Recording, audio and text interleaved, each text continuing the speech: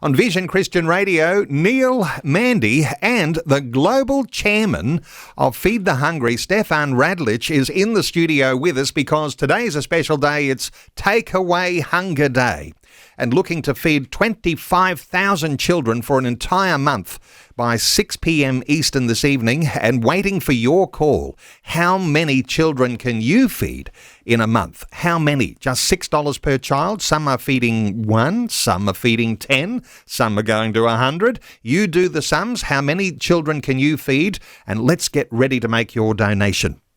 Stefan, this morning in my email, I had a photo sent to me, and it showed a photo of two little Sudanese boys with their little ribs sticking out and this hollow little look in their faces. And then next to that was a photo of those same two little boys a month later, and their cheeks had filled out and they weren't scrawny, their ribs weren't sticking out, and they'd been 1 month on this feeding program.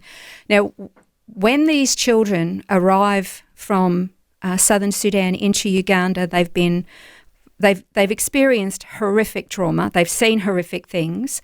It was dangerous to get to Uganda, but they've made it. But they're starving.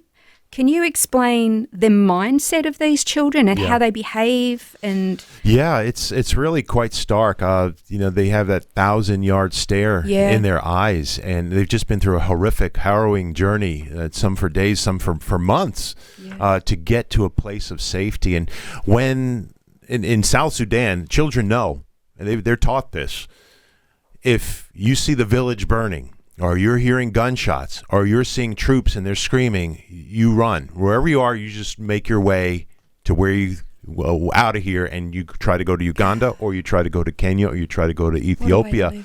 And that's it. So 60+% of the refugees coming into Uganda are unaccompanied minors. They're children that they might be coming home from school. They might be coming from fetching water. They might just be out for a walk doing with their chores. And when trouble rolls up, they can't go back home. They can't check in with mom or auntie or dad. They know they just got to go. And they'll kind of get together in little bands, meet another along the way. They can't travel on the road during the daylight because if someone sees them, if you're a young boy, you're going to get snatched up and conscripted and be a soldier. Or if you're a little young girl, you're going to be a domestic servant or worse.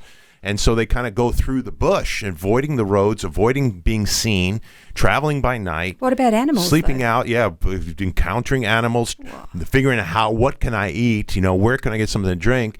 And some of them are very, very near death when they come arriving across the border. Now, they do meet adults along the way from time to time, and then they'll form these bands and groups. And, I've met people I thought were families in the camp. And they didn't know one another. They weren't related, but they didn't know one another, much less be related to one another. Yeah. But the kids come, and as you saw in the image, you see the orange hair. That's a sign of malnutrition. The extended ribs or extended bellies. The small frame. They're hurting, and they're desperate, and they'll do anything to eat. And sometimes when they start in the schools, even I was feeding, handing out, which is one of the joyful things of life, handing out food to kids that are getting that meal. And I was giving a plate to a young little girl, and all of a sudden this blur came between us, and some young boy came and he zipped and he stole that plate and he ran off. And the young girl looked at me and she had cartoon eyes that were filling with water and started crying. I'm like, don't worry, there's more, I'll get you. And I looked for him, and I saw him out under a tree, and he was eating, and then he was stuffing his pockets with the food. He was new. He was terrified. He didn't realize that those big pots of food are going to be there tomorrow and the next day and the next day. But then the light switch kicks on when they know that this happens every day. I don't have to be hungry anymore. And you can see a transformation, not just physically, but emotionally and developmentally, spiritually. And in the schools, that they all of a sudden, they're there and they can begin to laugh. Yeah. And they begin to play and they begin to learn, and then they can start thinking about the future rather than about this moment. Will I have something to eat today? So how do we stabilize a child's life when they're traumatized in a war zone? They're refugees from South Sudan in the north. They're moving down through all of the dangers on the journey into Uganda. They get captivated somehow or other by the thought that they can get a meal, and they can also have an opportunity to learn in school. This is what you are making a contribution to today. It is Takeaway Hunger Day. Schools being used very powerfully to be able to feed children and to give them an education which means hope for their future. $6 feeds a child for a whole month. And we're trying to feed 25,000 of those children today for a whole month. We want to do that by 6 p.m. Eastern tonight.